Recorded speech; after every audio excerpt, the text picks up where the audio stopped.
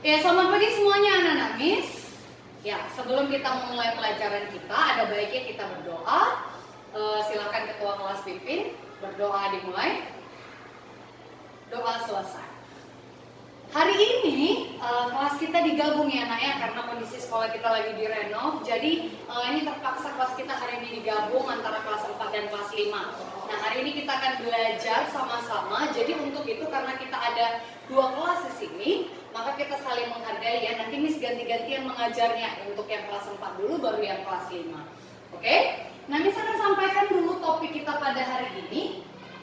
Yang kelas 4, kita akan belajar dari tema 9, yaitu kekayaannya negeriku dengan subtema pemanfaatan kekayaan alam di Indonesia. Jadi hari ini kita akan belajar tentang kekayaan alam yang ada di Indonesia. Sementara kelas 5, kita akan belajar dari tema 8, lingkungan sahabat kita, dari subtema 1, manusia dan lingkungan. Ya, jadi kelas 5 hari ini kita akan belajar tentang lingkungan ya. Nah, Miss mulai dari yang kelas 4 dulu. Untuk yang kelas 5, nah yang kelas 5, coba silakan dibaca dulu. Lihat bukunya halaman 35. Coba lihat di situ ada tentang manusia dan lingkungan, tentang gambar-gambar lingkungan. Coba kalian amati gambarnya, kemudian kalian baca teksnya. Ya, Miss izin untuk yang ke kelas 4. Kita akan belajar tentang pemanfaatan kekayaan alam. Nah, sebelum belajar kita mau nyanyikan dulu. Semua udah tahu ya tentang lagu Desaku Yang Kucinta ya. Coba kita nyanyikan sama-sama lagu Desaku Yang Kucinta. Desaku yang 1, 2, 3 ya.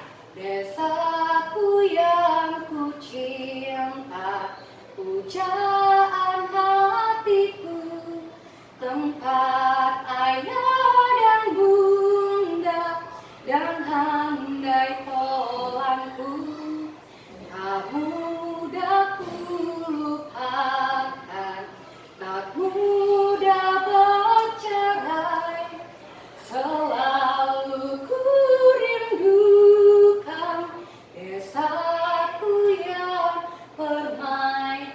Iya, di desa, nah ada apa? Apa yang bisa kita lihat pemandangan yang ada di desa?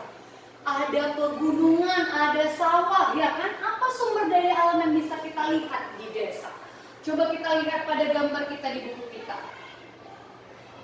Ada padi, ada jagung, ada tanam-tanam, ada sayur-sayuran, ada buah-buahan dan tanaman yang lainnya. Itu adalah sumber daya alam yang ada di pedesaan.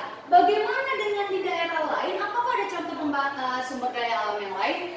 Pastilah ya, nak ya. Ada yang dari hutan, ada kayu. Di laut juga ada hasil alamnya seperti ikan-ikan, bahkan ada minyak. Nah, kemudian di daerah pertambangan ada emas dan masih banyak lagi sumber kekayaan alam, sumber daya alam yang ada di Indonesia ya. Nah, ini juga ada beberapa contoh. Coba sekarang kalian lihat yang di buku kalian. Ada berbagai macam hasil sumber daya alam, ada yang dari peternakan atau perkebunan, dan kalian baca dulu teksnya. Nah, nanti setelah dibaca teksnya, Miss mau kalian bagi menjadi 4 kelompok. Ya, kita ada 20 orang ini kan, kita bagi 4 kelompok, satu kelompok 5 orang.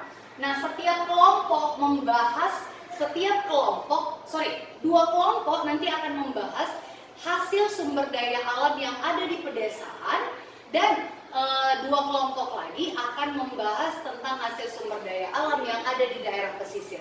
Jadi nanti kalian diskusikan di dalam grup kalian, kelompok kalian, apa kira-kira hasil sumber daya alam yang ada di pedesaan dan apa hasil sumber daya alam yang ada di daerah pesisir. Tahu ya daerah pesisir ya, daerah pantai. Nah, nanti hasilnya tuliskan di buku latihan. Setiap anggota nanti menuliskan di buku latihannya masing-masing, walaupun isinya sama dalam setiap kelompok, tapi setiap siswa harus menuliskan. Bisa ya? Itu tugasnya. Nanti akan dipresentasikan di depan kelas. Oke? Nah, untuk yang kelas 4 boleh lanjut bekerja. Miss izin untuk yang ke kelas 5 ya. Nah, anak-anak kami yang di kelas 5, tadi kalian sudah belajar, kalian sudah baca teks tentang manusia dan lingkungan. Ada berbagai gambar lingkungan. Coba kita lihat yang di buku kita itu. Yang ini gambar yang bagaimana, nah? Lingkungan yang bersih. Kemudian yang di sebelah kanan ini lingkungan yang yang bagaimana? Lingkungan yang? Iya, benar sekali, lingkungan yang kotor. Coba Miss mau tanya kepada Vincent. Coba Vincent, apa manfaatnya nak kalau lingkungannya itu, lingkungan kita seperti ini, bersih? Iya benar, suasananya menjadi nyaman. Terus apalagi Vincent? Iya, udaranya menjadi lebih segar. Kemudian apalagi? Iya, tentulah kita pasti lebih sehat. Bagaimana kalau contohnya Miss minta Grace? Bagaimana kalau lingkungannya seperti ini? Sorry, mana dia nih? Bagaimana kalau lingkungannya seperti ini, Grace? Apa yang kira-kira terjadi, Grace? Ini lingkungan yang bagaimana? Iya, lingkungan yang kotor. Apa yang bisa kita lihat di situ? Banyak sampah. Apa yang terjadi kalau lingkungan kita kotor, Grace? Udaranya jorok. Kemudian ada, iya, bau, ada banyak bau amis-mis kata si Grace. Kemudian apa lagi? Pastilah kita tidak sehat. Jadi untuk itu apa yang harus kita lakukan, Jonathan? Menjaga, benar sekali, menjaga lingkungan tetap sehat. Nah selanjutnya, salah satu bagian yang paling penting di lingkungan itu adalah air. Siapa yang tahu apa manfaat air yang bisa kamu rasakan? Coba Michael. Untuk minum, untuk mandi, terus apalagi Stephanie? Untuk untuk sikat gigi katanya. Terus untuk apa lagi? Untuk masak. Iya, ada banyak ya nak ya. Ada banyak manfaat air. Untuk minum, cuci piring, cuci baju, mandi, masak, untuk sarana transportasi, irigasi. Nah, ini adalah fungsi air yang bisa kita rasakan. Ternyata nak, tidak hanya kita aja manusia yang bisa merasakan fungsi air. Ternyata juga hewan dan tumbuhan juga bisa merasakan manfaat air. Sekarang Miss juga akan bagi kalian menjadi 4 kelompok, ya. Sekarang setiap kelompok coba bahas di kelompoknya masing-masing fungsi air bagi makhluk hidup, yaitu bagi manusia. Bagi manusia tadi sudah ada ya, kita singgung sedikit ya. Bagi manusia, bagi hewan, dan bagi tumbuhan. Kita buat dalam bentuk peta konsep. Peta konsep itu seperti apa, Miss? Ini ada Miss kasih tahu contoh gambaran diagramnya. Ini nanti boleh kalian edit ya, boleh kalian hias sebagus mungkin. Iya, yang di tengah-tengahnya itu air. Kemudian kita buat yang kita tarik garis panah yang ke atas. Fungsi air bagi tumbuhan. Nanti kalian buat fungsi air bagi hewan, dan yang di bawah fungsi air bagi manusia. Minimal tuliskan 5 fungsi ya. Minimal tuliskan 5 fungsi, Pak. Oke. Nah, Miss anggap sudah selesai semuanya tugasnya. Coba yang kelas 4 silahkan kumpulkan. Yang kelas 5 juga. Iya, kita akan menyimpulkan. Coba yang untuk kelas 4. Kita akan simpulkan. Apa tadi yang dimaksud dengan sumber daya alam?